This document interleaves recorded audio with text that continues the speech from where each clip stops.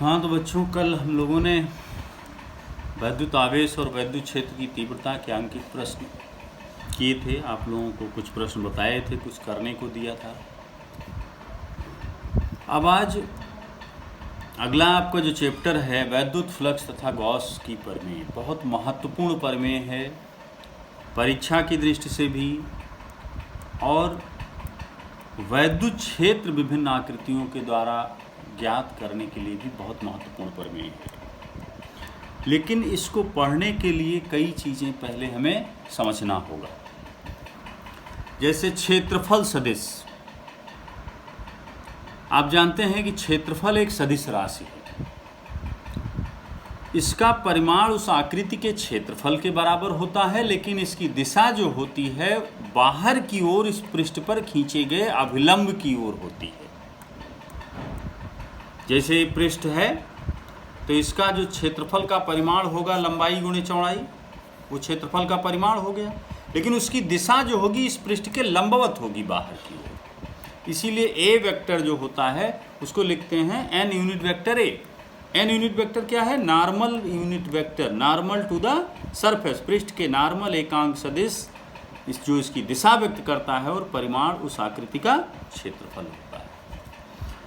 इसी तरह से दूसरी राशि आपको जानना है, 11th में जब हम लोग पूरक राशियां पढ़ रहे थे तो वहाँ पर कोण और घनकोण की बात की थी। घनकोण सॉलिड एंगल जिसे कहते हैं। जैसे कोण क्या होता है, आप जानते हैं कि किसी वृत्त के चाप द्वारा उसके केंद्र पर जो अंतरित कोण होता है उसे समतलीय कोण कह दिया जाता है।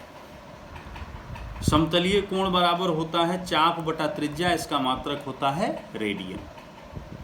ठीक उसी प्रकार कोई गोलाकार पृष्ठ हो, उस पृष्ठ द्वारा गोले के केंद्र पर जो कोण अंतरित होता है पृष्ठ द्वारा, पूरे ध्यान रखिए, उसे घन कोण कह दिया जाता है, सॉलिड एंगल कह दिया जाता है। जैसे कोई गोला है, इसका कोई पृष्ठीय क्षेत्रफल ए है।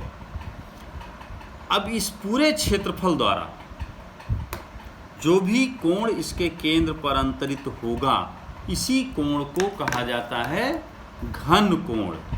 ओमेगा चिन्ह से इसको व्यक्त करते हैं।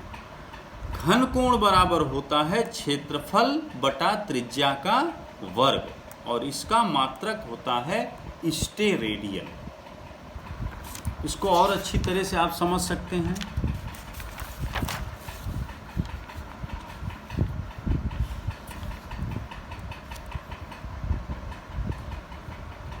घन कोण बराबर हो गया क्षेत्रफल वेक्टर का त्रिज्या के अनुदिश घटक, ये ध्यान रखना है, और बटा त्रिज्या का वर्ग। जैसे कोई क्षेत्रफल अगर लंबवत है त्रिज्या के, तब तो उसके क्षेत्रफल वेक्टर की दिशा त्रिज्या के अनुदिश अपने आप होगी, आप क्षेत्रफल बटा त्रिज्या का वर्ग लिख सकते हैं।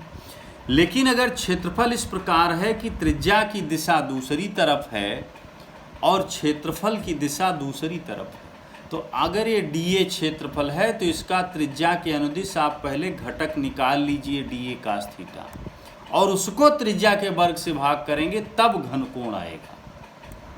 ये तो है किसी सूक्ष्म पृष्ठ द्वारा अगर घनकोण निकाला गया। अब पूरे पृष्ठ द्वारा निकालना है तो इसका आप समाकलन करके निकाल सकते हैं। पूरा घनकोण कितना होगा? कोण के बारे में तो आप जानते हैं, किसी बिंदु के परितः कोण कितना बनता है टोटल? 2 pi radian. कैसे निकलता है? वृत्त की परिधि बटा त्रिज्या। वही संपूर्ण चाप का मतलब वृत्त की परिधि हो गई 2 पाई आर और बटा त्रिज्या, तो ये कैंसिल हो जाएगा आर, तो क्या बचेगा? 2 पाई रेडियन। इसी प्रकार संपूर्ण घनकोण निकालना है तो गोले का संपूर्ण पृष्ठ बटा त्रिज्या का वर्ग कर दें, और संपूर्ण पृष्ठ गोले का होता कितना है? 4 pi R square upon R square, तो ये कितना हो जाएगा? 4 पाई स्टेरेडियन।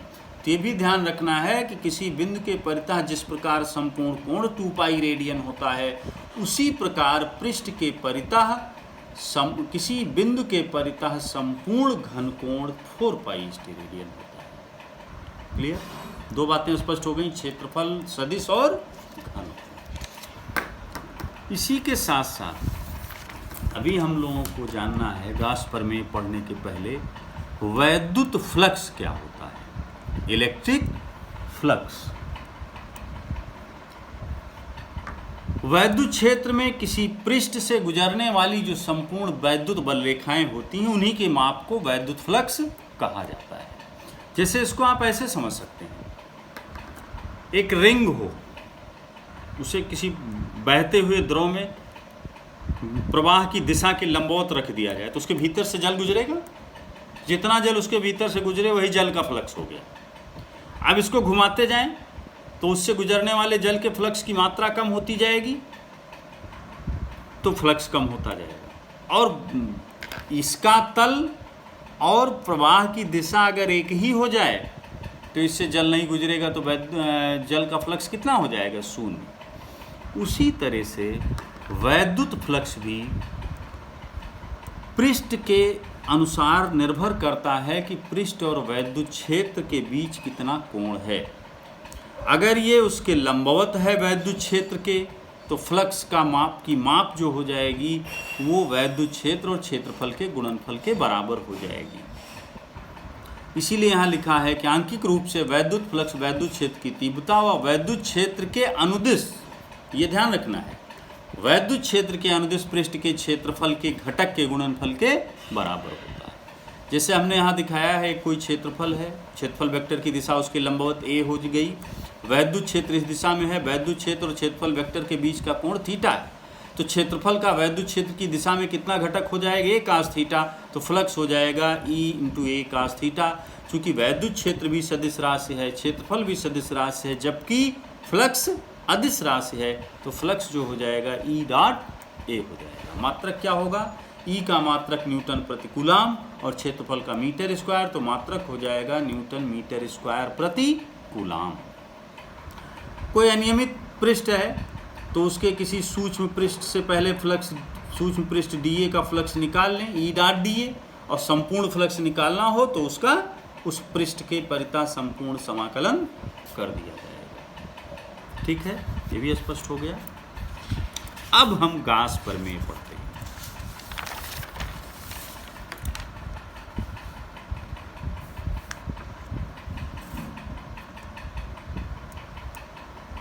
गासेस थ्योरम, गास की प्रमेय।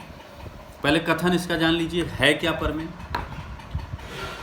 इसको बिल्कुल आपको याद रखना है। किसी बंद पृष्ठ से गुजरने वाला संपूर्ण वैद्युत फ्लक्स उस पृष्ठ द्वारा परिबद्ध कुल वैद्युत आवेश का 1/ε0 गुना होता है। कुल का मतलब नेट आवेश, जैसे कई आवेश हैं तो नेट आवेश निकाल लेंगे और उसका 1/ε0 गुना हो जाएगा, यानी फाई वैद्युत फ्लक्स कितना हो जाएगा, Q/ε0। और वैद्युत फ्लक्स के लिए सूत्र हम लोगों ने क्या पढ़ा है, integration E dot D A, यानी इसका मान कितना हो जाएगा, Q/ε0। यही है गास का प्रमेय।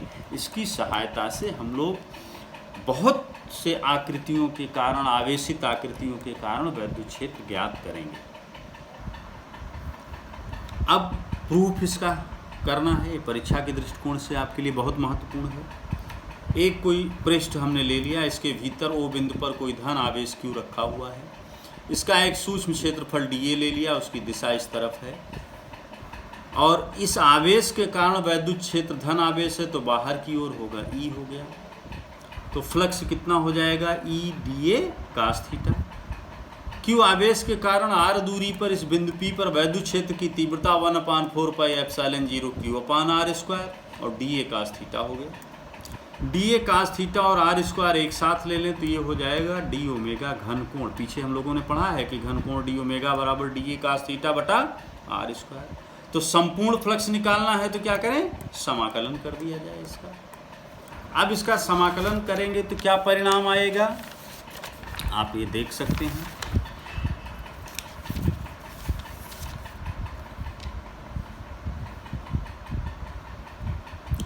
Q और 4πε0 नियत है, इनको समाकलन से बाहर ले सकते हैं, तो integration D omega. Integration D omega का मतलब क्या हुआ, संपूर्ण घन कोण।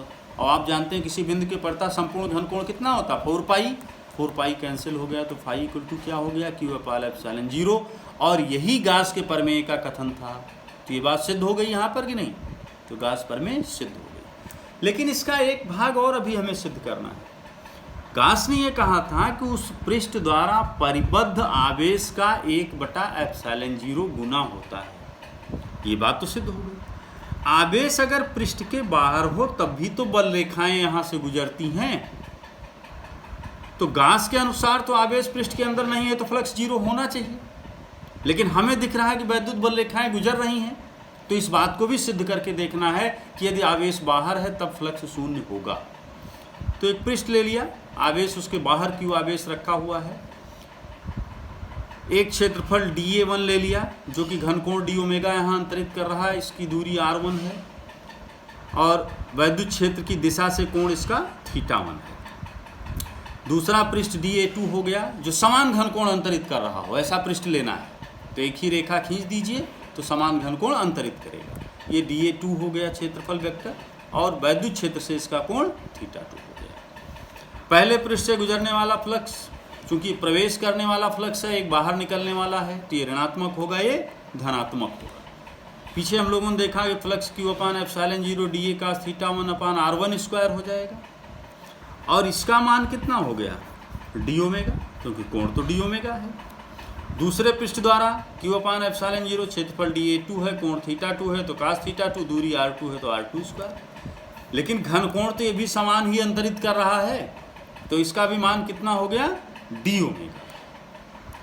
अब इन दोनों पृष्ठों से गुजरने वाला कुल फ्लक्स अगर निकाला जाए तो समान मान है, परिमाण समान है, एक धनात्मक है एक ऋणात्मक, तो दोनों को जोड़ेंगे तो कितना आ जाएगा 0। तो इस तरह से संपूर्ण फ्लक्स जो हो जाएगा वो शून्य हो जाएगा। इसका मतलब गास ने जो बात कही है कि पृष्ठ के अंदर आवेश है तब उसका Q/ε0 गुना होगा, और पृष्ठ के अंदर आवेश नहीं है तो बाहर चाहे जितने आवेश रखे हों फ्लक्स का मान शून्य हो जाएगा। स्पष्ट हो गया। अब इसके लिए आपको नोट्स भी हम भेज रहे हैं, नोट करिए पहले, उसके बाद इस वीडियो के माध्यम से समझिए और उसके बाद उस नोट्स को भी रख दीजिए और अपने आप इसका जो निगमन है, उपपत्ति है, उसकी प्रैक्टिस करिए। इसके बहुत से अनुप्रयोग हैं वैद्युत क्षेत्र ज्ञात करने में। तो कल के लेक्चर में हम लोग गास प्रमेय का अनुप्रयोग पढ़ेंगे। ठीक है, धन्यवाद।